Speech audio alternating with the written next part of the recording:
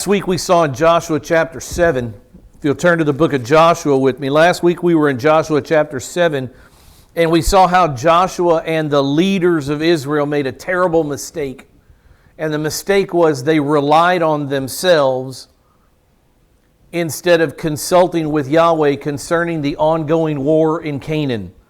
We call this section of the Bible the Conquests, because Israel is going in and dispossessing land, dispossessing people from their land so that Israel can then live in those lands.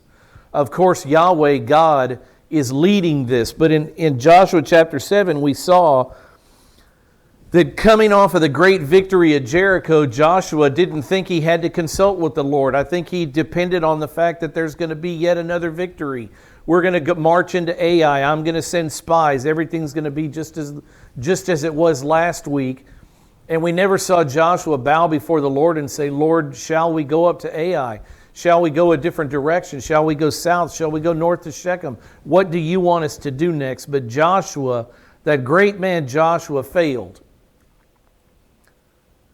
I will tell you this, the conquests only go through Joshua chapter 11 and then they're finished, but this is the only time in these short chapters that there is an Israeli defeat.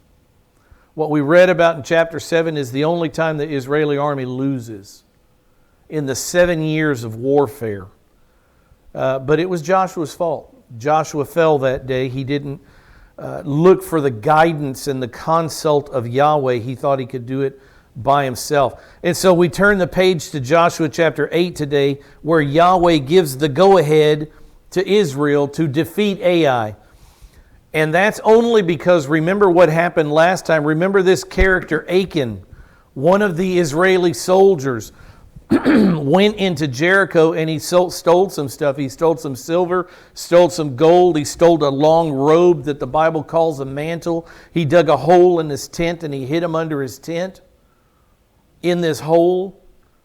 Well, it was determined in Joshua chapter 7 that he was the bad guy of the tribe of Judah.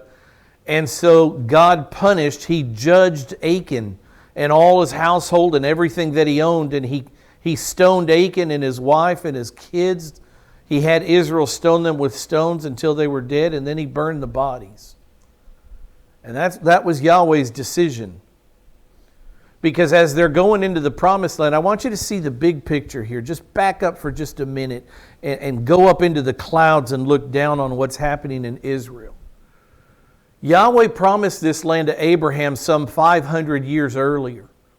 And they're finally entering into the land that they will live in. The promised land that God said He would give Abraham and his descendants forever. And there's no way that God's going to allow something like Achan. Not only did Achan steal from God, as we saw, but here we have Israel coming into a land filled with idolatry, and this man of Israel is doing exactly that.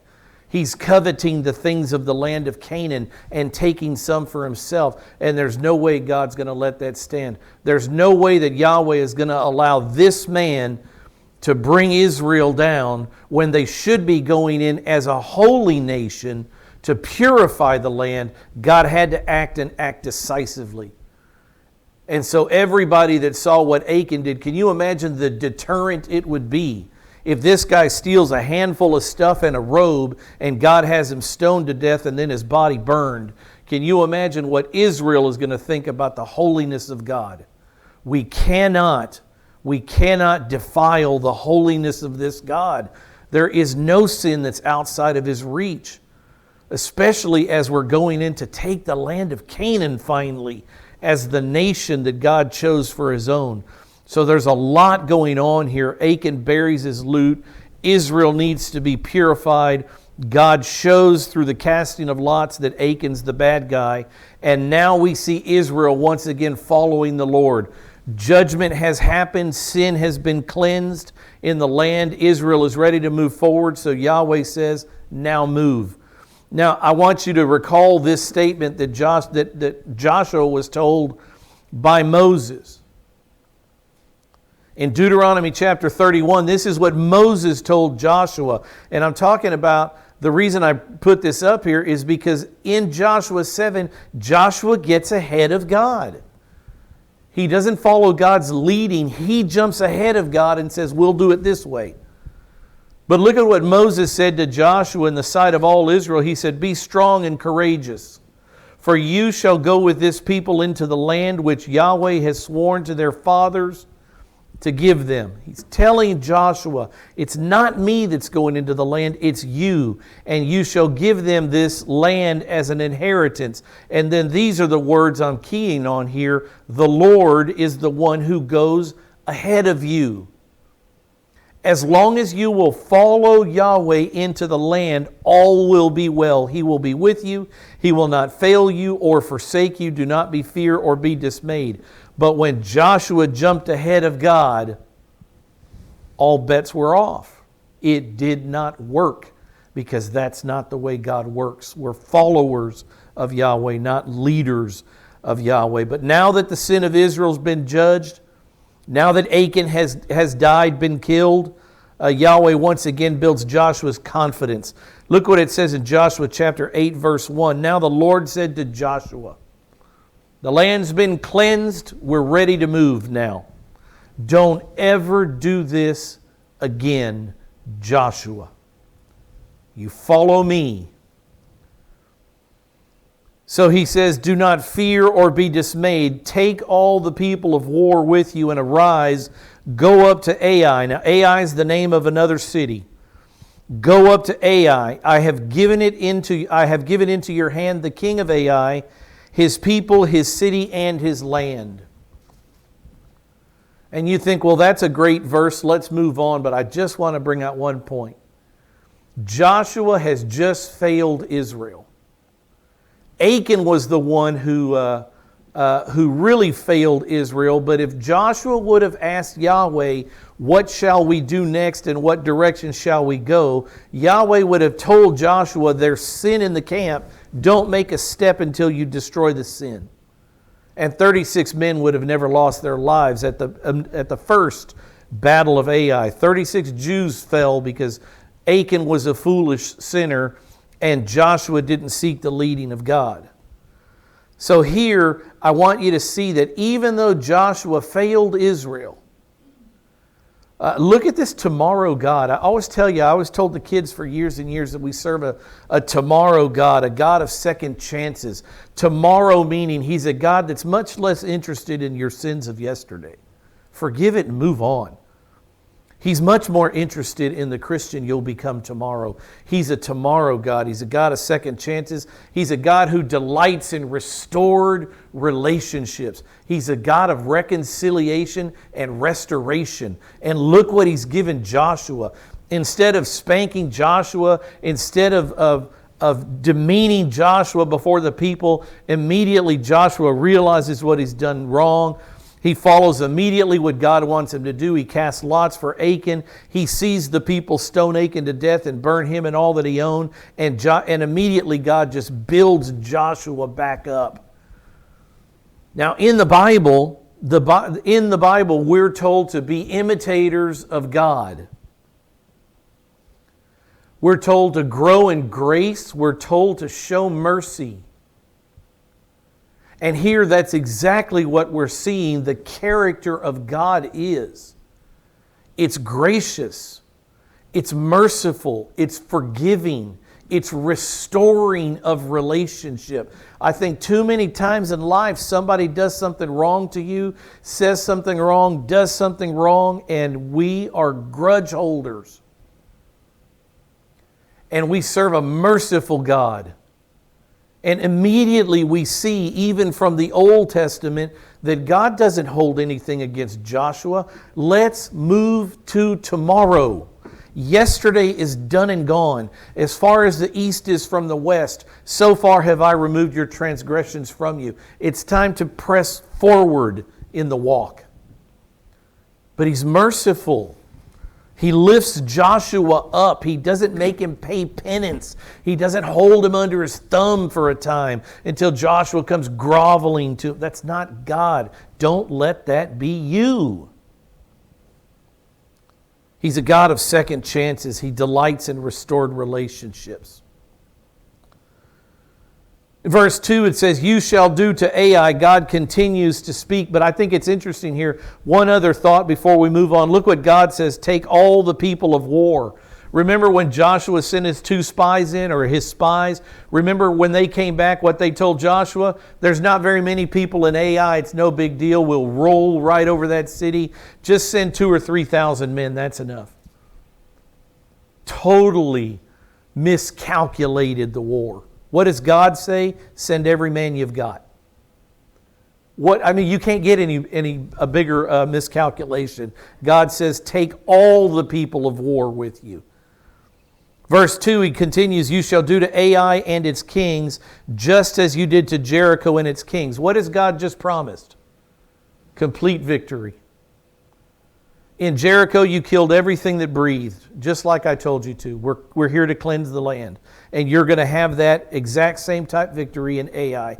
Joshua, just listen to the way I'm going to tell you to do it. He says, you shall take only its spoil and its cattle as plunder for yourselves. Remember what he said about Jericho? There's a great irony in this verse that almost breaks my heart. Look at what God just says to Joshua. You're going to defeat Ai, you're going to kill all its people, and you're going to kill its king, and you are able to take the spoil. In Jericho, all the spoil was under the ban. God said, it belongs to me. Everything of value, the gold, the silver, the iron, the bronze, everything will come into the treasury of the Lord. Everything belongs to me. In Ai, he has changed the rules. You're going to kill all the people. We need to cleanse the land. But their stuff you can have. If you see the irony of the story of Joshua chapter 7, where Achan sees a little bit of stuff and he covets it and he takes it. If only he'd have waited a week, he could have had anything he wanted. He could have defeated Ai with the blessings of God. He could have enjoyed the victory of an Israeli military conquest, and he could have helped himself to the spoils of Ai with God's blessing. 1 week, you get ahead of the Lord and everything breaks down. Everything breaks down. So instead, his greed, I'm talking about Achan who stole the stuff, his greed and his selfishness caused Israel's defeat. If only he'd have waited a week, God was going to let him take everything that he wanted from Ai. Even the animals, the cattle. Another verse that pops into my head, trust in the Lord with all your heart. Do not lean on your own understanding. In all your ways acknowledge Him, as if to acknowledge God first. God makes the plan. God leads the way. God knows your tomorrow. You do not. God knows my tomorrow. I do not. Why would I try to jump in front of God when He's omniscient and knows tomorrow? What in the world is my business jumping out ahead of Him to lead Him? In all your ways acknowledge Him. Fall before the Lord who knows all things, and let Him make your paths straight. Let God determine the path, and then you walk on it. Oh, poor Achan, if he'd have waited a week, if he'd have trusted God, if he'd have obeyed God, if he'd have kept himself away from the spoils and his greed and his covetousness, he would have marched into Ai. He would have been part of a victorious army, and he would have taken all the spoil that he wanted. There are consequences to foolish decisions. You get ahead of God, we will all pay for it. So, even though Israel can take things, this time you shall take its spoil and its cattle for plunder for yourselves. Remember, they are still commanded to kill every human being that breathes. But now we get to see very interestingly in verse 2 and following, Yahweh, God, the God of heaven, as a military tactician. He's a God of war. One of the titles for God in the Bible is El Gibbor, Gibbor, and it means warrior God. El Gibbor. And here we get to see his tactics as He lays them out before Joshua. And this is what God says, concerning the city Ai, set an ambush for the city behind it. And everything that's about to follow is what the plan that God laid out for Joshua. This is exactly what you will do. Remember how God told Joshua to take Jericho, march around it one time for 6 days. On the seventh day, march around it 7 times, blow the trumpet, all the people scream, the walls of Jericho fall down. God was completely in control of how Jericho fell, and God is in complete control of how Ai is going to fall. God makes the plan. Joshua simply is going to follow through. So God tells him, set an ambush for the city. We're going to see Israel divided into 3 divisions here. This is how Yahweh calls the play. And in verse 3, we see the first force, the first division of 30,000 men. So Joshua rose with all the people of war to go up to Ai. They're in the planning stages. Joshua's telling them how they're going to win this battle based on what Yahweh has told him. Joshua chose 30,000 men, valiant warriors, and he sent them out at night. So there's a group of 30,000 men that are going to leave in the evening at night to go around the city. And these are the instructions he gives that group. 30,000 men he's counted out, and he's going to send them around the city. And this is what he says. You're going to ambush the city from behind it. Do not go very far from the city, but all of you be ready. And you might ask the question, how in the world are 30,000 men going to walk across or walk around Ai without Ai being seen? I show you this map to show you some of these cities. I didn't put Gilgal on here, but Gilgal is where Joshua has headquartered the Israeli military. And it's right along the Jordan River. It's right in this area right here, the place called Gilgal, where they set the circle of stones that they pulled out of the Jordan River when they crossed it. It's right in here. They've just taken Jericho and they retreat back to Gilgal. That's where the headquarters are. So now they've got to go around to Ai. And what Joshua is doing is what God is doing is sending troops around the south to come around Ai. But I showed you this particular picture because look at the terrain. It's mountain ranges. It's rugged.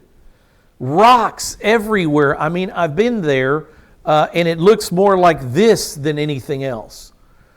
If the city of Ai is on the other side of those rugged rocks, 30,000 men could walk in these ravines and never be seen by the city of Ai. So don't read this and think, well, the Bible must be wrong. That's an impossibility. No, it's not. If you know the terrain of Israel, you know that they're walking in ravines and valleys, and very easy it would have been to move those troops around to Ai, to the other side, to this side over here.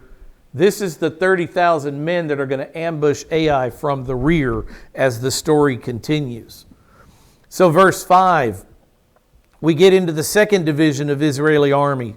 So he's going to move 30,000 people around to the west side of Ai. They'll swoop around from the south and go around. And now he's got another group, his own group. Joshua leads this group. In verse 5, then I, Joshua, and all the people who are with me will approach the city from the front, and when they come out to meet us as at the first, we will flee before them.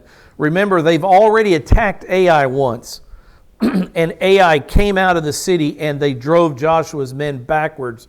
That's when God wasn't with them. So Joshua, or God here, is using a decoy, a diversionary unit. The idea is to draw the men out of the city. Verse 6 says, they'll come out after us until we have drawn them away from the city, for they will say, the men of Ai will say, they're fleeing before us just as at the first, like they did last week. So we will flee before them. And then he tells this group, and you shall rise from your ambush, the ambush behind the city, and take possession of the city, for the Lord your God will deliver it in your hand. So here Joshua finally gets it right. He puts the focus on Yahweh again. It's God, it's Yahweh that's going to deliver this city. This is Yahweh's war plan. Joshua's just the guy that's executing it. You wonder, man, why all this talk of warfare? Why all this tactician stuff? We're like generals in a room with the big board and the armies and the tanks and the military men on it. Let me just remind you of one verse if you're thinking, man, we got to move on. All Scripture is God-breathed and is profitable. I didn't say that. God said it. And if He saw fit to put a military war into the Scripture, then we need to be humble enough to see fit to see how God works. Simple as that. So that's why we're doing this, because God wants us to know this. They'll come out, they'll follow us. God is delivering them into this hand. Verse 8 says, then it will be when you have seized the city.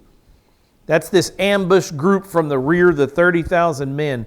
When you have seen, when you have seized the city, that you shall set the city on fire. And then he says, you shall do it according to the word of the Lord. See, I have commanded you. Joshua is telling them all these things according to the word of the Lord. Remember when Moses was on Mount Sinai and God was telling Moses how to build the tabernacle? Remember, it says in the Bible that He showed him the plans, that God had the blueprints. If we were builders, we'd use blueprints. God rolled out these plans for Moses. Look at this and go back down the mountain and build exactly this. He's doing the exact same thing here. He's rolling out a sheet, a map, and saying, okay, Joshua, we're going to send 30,000 here around the south to the west side of the city. You're going to have a group of thousands here. Later, I'm going to split up another 5,000 to go between Bethel and Ai.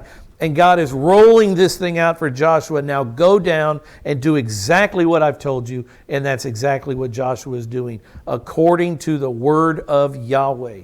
He has told him how to fight this battle, and that's what he's going to do. And you shouldn't be puzzled by that, because it's exactly what God did at Jericho. He told Israel exactly how to fight that battle. We're seeing it again.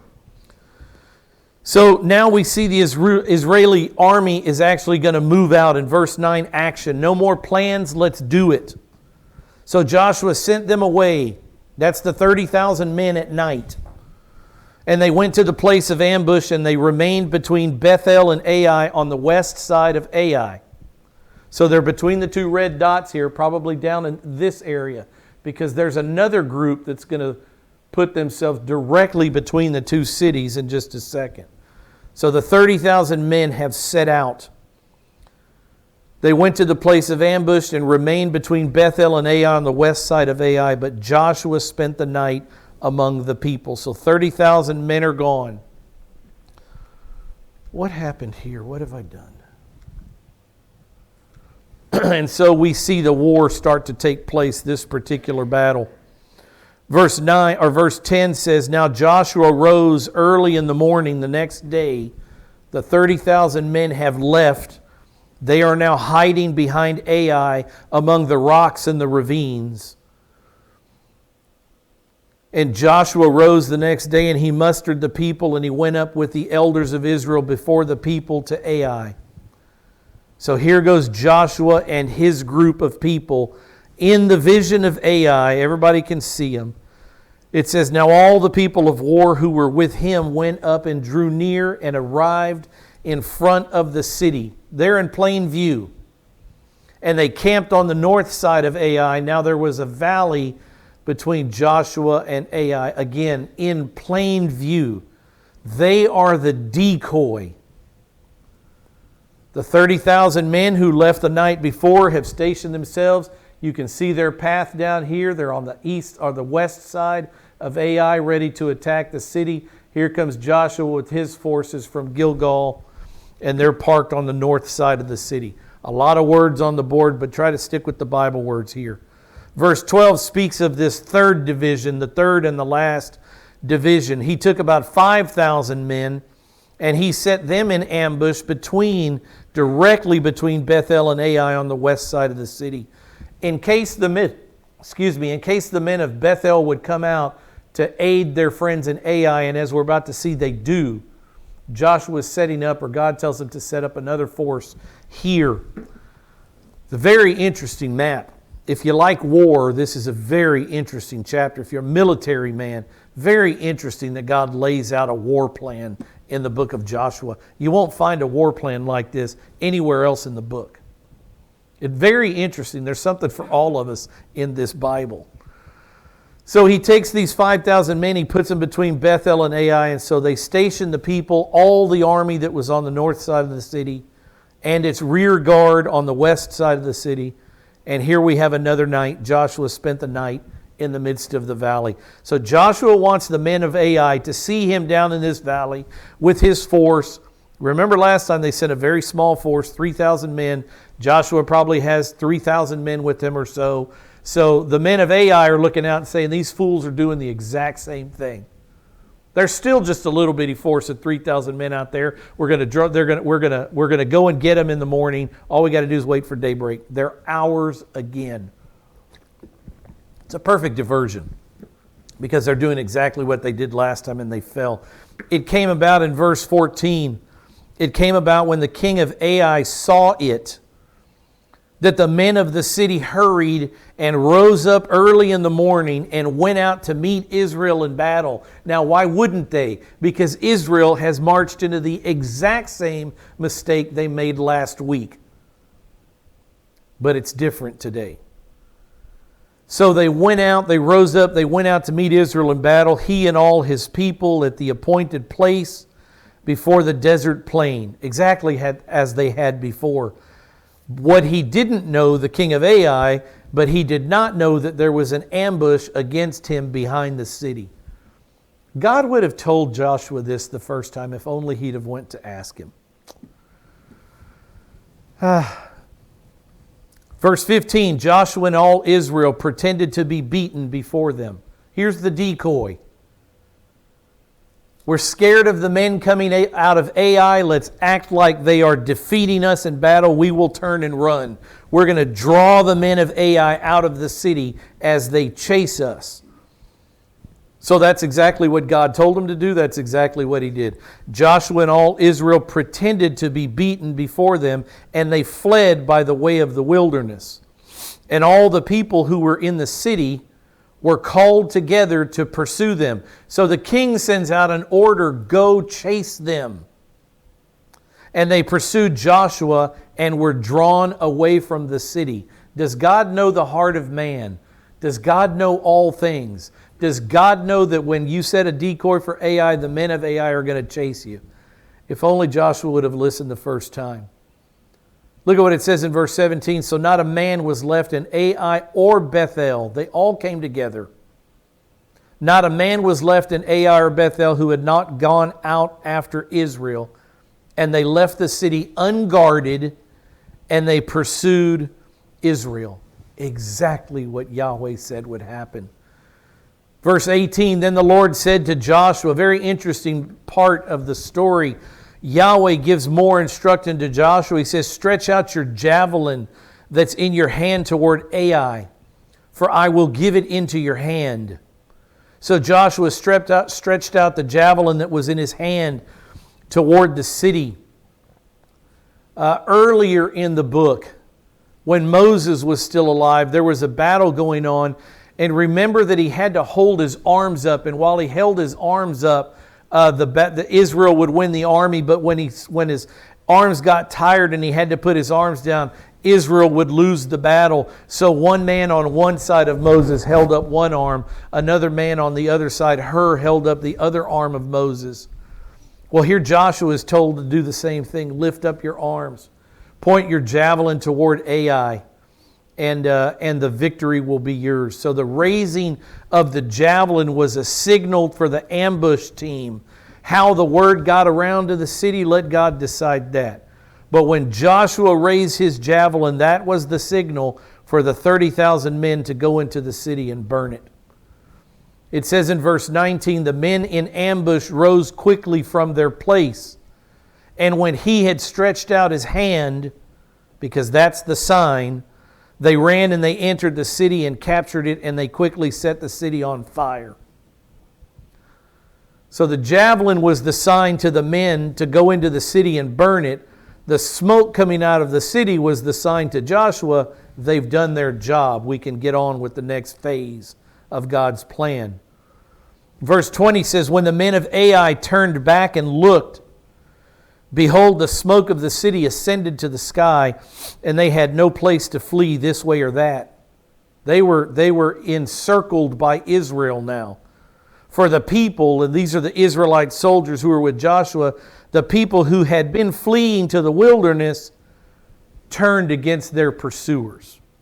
Now we've got men in the city that are going to come out this way. We've got these men with Joshua that are turning around and they're squeezing the men of Ai. You've got that other force of 5,000 men coming down.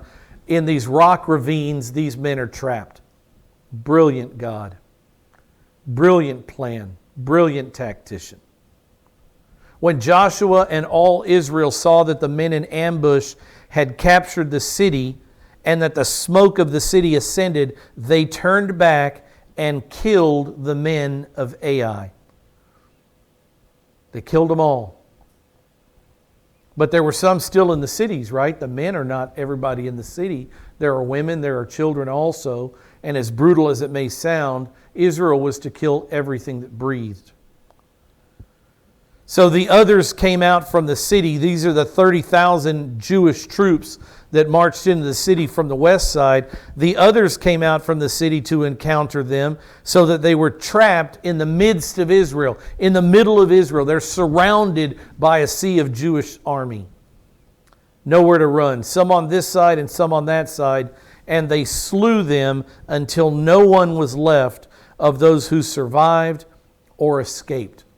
So Israel is obedient to God. They kill every person that came out against them. Look at what it says in verse 23. But they left the king of Ai. They took alive the king of Ai and they brought him to Joshua. Now when Israel had finished killing all the inhabitants of Ai, remember, they're killing everybody outside of Ai. Now they've got to go into the city and kill everybody else. That was God's instruction. When Israel had finished killing all the inhabitants of Ai in the field, in the wilderness, where they pursued them, this was the army. All of them were fallen by the edge of the sword until they were destroyed. Then all Israel returned to Ai and struck it with the edge of the sword. Now these are all the women and the children that were in the city. Verse 25 says, all who fell that day, both men and women, were 12,000, all the people of Ai. So you can assume that of the 12,000, about 6,000 were men, 6,000 in the army. And remember earlier, the spies said, they're a small army, 3,000 men will easily defeat them. As it turned out, they were at least twice the size of what the spies thought. They were very, very wrong in their calculations. Verse 26, Joshua did not withdraw his hand. Look at Joshua up here with his javelin out. Joshua did not withdraw his hand with which he had stretched out the javelin until he had utterly destroyed all the inhabitants of Ai. Kill everything that breathes. The land has to be purified, has to be cleansed. Israel took only the cattle and the spoil of that city as plunder for themselves. If only Achan could have waited, he could have had all this, whatever he wanted. Israel took only the cattle, but all the spoil of the city as plunder for themselves, according to the word of the Lord, which he had commanded Joshua. Imagine going into a fortified city, killing everybody that's there. Imagine all the spoil, all the stuff that's left behind. You wonder, how did Israel come out of that time on the plains of Moab with very little, cross the Jordan River, and enter into these cities? Where did they get the stuff to live? I'm talking about pots, pans, all those kinds of things that are in your house that make life possible. It's because God destroyed people from cities before them, and Israel went in and took all the stuff. I mean, just imagine if you died in your house and your son or daughter said, "Here, Rick, here are the keys. Go get whatever you want." All of a sudden, I got it all. Microwaves, TVs, cars, clothes. I mean, everything you need to live, you would have just like that. So God provided everything for the Jews to have by destroying these cities. I mean, the way that He chooses to give, you think, how are they going to survive? Those people had flocks, they had herds. Israel has to eat. God's just fed them with who knows how many thousands of head of cattle. He's providing for them all along the way. So Joshua burned Ai and made it a heap forever, a desolation until this day. He destroyed that city. He hanged the king of Ai. You think, well, what's he going to do? It said earlier they took the king of Ai, they didn't kill him. They kept him alive and they presented him to Joshua. Joshua, here's this guy. Figure out what to do with him. So what does Joshua do? He hanged the king of Ai on a tree until evening. And at sunset, Joshua gave command, and they took his body down from the tree, and they threw it at the entrance of the city gate and raised over it a great heap of stones that stands to this day. Now let me ask you this. So Joshua kills the king of Ai. He hangs him on a tree. A very early form of crucifixion. Not crucifixion, it was a hanging, but he hung him from a tree, which is exactly what the Scripture says about Jesus. He was hanged from a tree. So Joshua kills the king. Look at the other part of it though. At sunset, Joshua gave a command and they took his body down from the tree. Why? Why would you care about the body of this dead pagan king, this ungodly, God-hating, idol-worshiping king? Who cares about his body? Let's just move on. Any thoughts about the body hanging on a tree? Look what it says in Deuteronomy chapter 21, part of the Mosaic Law. There are rules that God gives about all these things.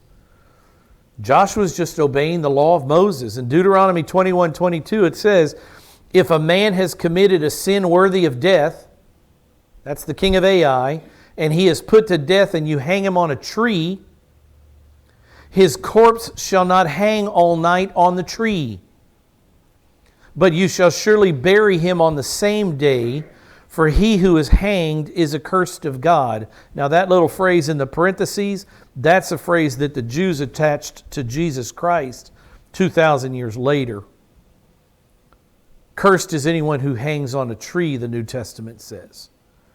But they're given instruction here, you shall bury him on the same day so that you do not defile your land which the Lord your God gives you as an inheritance. I should have put the verse up, but I didn't. This is exactly why the Jews were in such a hurry to get Jesus' body off the tree that day. Because it was Passover. And if you have people hanging on crosses, then you defile the land, and Israel wouldn't have been able to celebrate the Passover. So they had to take the Jew off the tree. That's Jesus. So here you have Joshua doing the exact same thing to the king of Ai. He killed him. He hanged him on a tree. By sunset, he took him off the tree and he had him buried, because that's what the law states. It was a fulfillment here in verse 30. We've got a little bit of time. I want to show you this fulfillment of God's promises to Abraham. The battle is finished. They have taken Ai. Everything is dead. They've assembled the spoils. They've come back to Gilgal. And now Joshua is going to do something astounding. He is going to march the armies of Israel and the people of Israel about 30 miles to a place called Shechem. From down here in Gilgal, they've gone into Ai, they've fought the battle, they've come back to Gilgal where headquarters are, and instead of continuing to fight, Joshua decides that he's going to take his people all the way to Shechem to have a ceremony. He's going to stop to worship God again. He's going to stop what he's doing to worship Yahweh. It's a fantastic piece of spiritual leadership on Joshua's part. They're going to worship God in the promised land here. And Joshua is going to challenge the people to renew their commitment to the Mosaic law. We're in the land. Listen, this is what this is about. We are finally Jews in the promised land that God promised to Israel. And we will live according to the Jewish Mosaic law. This whole ceremony is about remembering what God promised to Abraham and recommitting to the Jewish Mosaic law. Turn back with me to Genesis chapter 12 real fast. Sometimes we come along these names of these cities, Bethel and Ai and Jericho, and they're just such ancient names they don't have much meaning to us. Shechem. I want to show you the meaning that these particular places had to the Jews, because these were the lands that their father Abraham walked on. These were the places where their father Abraham built an altar to worship God. Look what it says in Genesis chapter 12, verse 6. Abraham passed through the land to the place of Shechem. We're about to read in Joshua chapter 8 that Joshua passes through the land to a place called Shechem. Joshua is taking Israel where God took Abraham 500 years earlier. We're going to a place that has meaning to the Jews. We're going to Abraham's altar and we're going to worship God there. Because God promised Abraham that He would give us this land, and He is doing it. He's trustworthy. He's a God that can be trusted. Over hundreds of years, He's not forgotten His promise. So it says, Abraham passed through the land of the place of Shechem as far as the terebinth tree of Moreh, and the Canaanites were then in the land. But what is God doing now in Joshua? He's killing the Canaanites, getting them out of the land to give it to Israel. Verse 7 says, Then the Lord appeared to Abraham, and He said, To your descendants I will give this land. And what's He doing in Joshua chapter 8? He's giving them the land. There's no better place to renew this, to see this, to worship God than Shechem, where God made these promises to Abraham.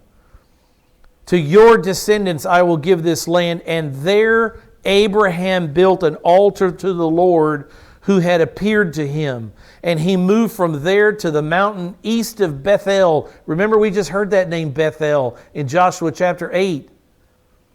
And he pitched his tent with Bethel on the west and Ai on the east. Isn't that where we just saw an army of Joshua's men? Look at how this ties into Israel's history. And Joshua says, we must go to Shechem.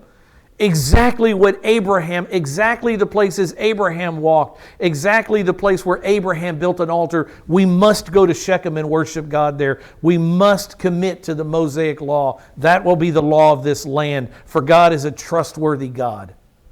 It's a beautiful picture if you know the rest of the Bible. So he pitched his tent with Bethel on the west and Ai on the east, and there he built an altar to the Lord. So he's built one at Shechem, and Abraham has built one at Ai right here, and he called on the name of the Lord. So Abraham journeyed going on south, still toward the south. Now go back to Joshua and see what Joshua is going to do.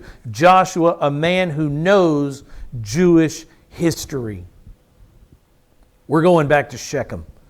In verse 30, Then Joshua built an altar to the Lord, the God of Israel, in Mount Ebal. This is actually an altar that's up there on top of Mount Ebal. I doubt that's Joshua's, but somebody went and built. You can see this enormous stone structure, this big rectangle it would be. God tells him, don't chip away at the stones. You find stones that fit together. Trust me, I've already placed them there. I created them for this event. And you put those stones together into an altar, and there you'll worship me. But this is where this place is. This event, this ceremony that Joshua is doing here is between Mount Ebal and Mount Gerizim. And you can see in the valley between those two, even today, there's a city called Shechem. Now, it's called Nablus now, Nablus. It's changed its name, but the city still exists there in the valley between Mount Ebal and Mount Gerizim. It's Shechem. It's where Abraham was in Genesis chapter 12. And it's where Joshua knows we must go there. Not only does Joshua know it, but if you'll listen to Joshua or to Deuteronomy 27, he's commanded to do this by Moses. Just listen to what it says in Deuteronomy chapter 27, verse 1. Moses and the elders of Israel charged the people, and they said, keep all the commandments which I command you today. This is about commitment to keeping the law of Moses. And Moses says, so it shall be on the day when you cross the Jordan to the land which the Lord your God gives you. When you go into the promised land, you shall set up for yourself large stones and coat them with lime and write on them all the words of this law. That's what Moses has commanded Joshua to do. When you cross over, so that you may enter the land which the Lord your God gives you, a land flowing with milk and honey, as the Lord, the God of your fathers, promised you. So it shall be when you cross the Jordan, you shall set up on Mount Ebal these stones as I am commanding you today, and you shall coat them with lime. Moreover, he says, you shall build there an altar to the Lord your God, an altar of stones. You shall not wield an iron tool on them. You shall build the altar of the Lord your God of uncut stones, and you shall offer on it burnt offerings to the Lord your God. The burnt offering was the offering that showed total commitment to Yahweh. The animal was entirely burned. Every part of it was burned, showing total commitment. And Moses says in ending here, he said, you shall sacrifice peace offerings and eat there and rejoice before the Lord your God. And you shall write on the stones all the words of this law very distinctly. On the heels of this great victory at Ai, as Israel has gotten re-cleansed by the death of Achan, by the killing of Achan, they're following Yahweh again. Joshua decides now's the time we need to go and do what Moses told us to do. So verse 31 says, just as Moses, the servant of the Lord, had commanded the sons of Israel, as it is written in the book of the law of Moses, I just showed you where, Deuteronomy 27, an altar of uncut stones on which no man had wielded an iron tool, and they offered burnt offerings on it to the Lord and sacrificed peace offerings. They did exactly what God told them to do. This is a 30-mile walk. And you saw the terrain, the mountains. Joshua takes 2 million Jews on a 30-mile walk. Instead of continuing to fight, he stops to worship God. Look at what it says here, another picture of this area showing you the hills better and the valley, Shechem in between. In verse 32, it says, he wrote there on the stones a copy of the law of Moses. So he plastered them with lime, and then in the lime he etched out the law. And he did this in the presence of the sons of Israel. He's doing exactly what Moses commanded him to do. All Israel with their elders and officers and their judges were standing on both sides of the ark. We're talking about the Ark of the Covenant before the Levitical priest who carried the Ark of the Covenant of the Lord. The stranger as well as the natives. So not just the Jews, but the Gentiles, the rabble that were among the group that worshiped Yahweh also. They were there too. And here's the ceremony. Half of them stood in front of Mount Gerizim. Mount Gerizim represented the blessings that God promised Israel if they would obey Him in the land. If you will keep the Mosaic law, everything will be perfect. Mount Gerizim represented the good. Mount Ebal represented the cursings. If you don't obey, if you walk away into idolatry, if you don't keep worshiping me only, Mount Ebal represents the cursings from the book of the law. So half of Israel stood on Mount Gerizim and half of them in front of Mount Ebal, just as Moses, the servant of the Lord, had given command at first to bless the people of Israel. Then afterward, after this great ceremony that signified that the law of God, the law of Moses, would be the ruling law in the promised land. Not only is God faithful to Abraham 500 years earlier, that we've come back to the same place to build an altar that he did, but the law of Moses will be the law that Israel lives by. They're committing to the law. Afterwards then, if that's the commitment in the ceremony, let's get the law out. He read all the words of the law, the blessing and the curse, according to all that is written in the book of the law. So again, he read the blessings for obedience. He read the curses for disobedience. Certainly in Leviticus chapter 26, Deuteronomy chapter 27, 28, 29, or 28, 29, and 30, all the blessings and the cursings. Deuteronomy 28, 29, and 30, and Leviticus 26. Those were highlighted for certain. But he read the whole law. Because it says in verse 35, there was not a word of all that Moses had commanded which Joshua did not read before all the assembly of Israel, with the women and the little ones and the strangers who were living among them. One more statement. We are in the land now, Israel. We will worship God. Push forward to Joshua chapter 24. I want to make one statement and we're closing. 500 years earlier, where was Abraham when he built an altar to God and worshiped God? The God who said, all this land I will give you, he was in Shechem. 500 years go by. Joshua is leading the Jewish army as Yahweh is giving military defeat after military defeat against their enemies. And what does Joshua say? We must go to Shechem to renew the covenant. You go to the end of Joshua's life in Joshua chapter 24, the renewal of the covenant at Shechem. Back in Shechem. Abraham started there, Joshua brought the people there, and at the end of Joshua's life, he takes the people back there. And it's at Shechem where he says in verse 15, if it seems evil to you to serve the Lord, choose for yourselves this day whom you will serve. See, this is a commitment to obey the Mosaic law and to serve only Yahweh.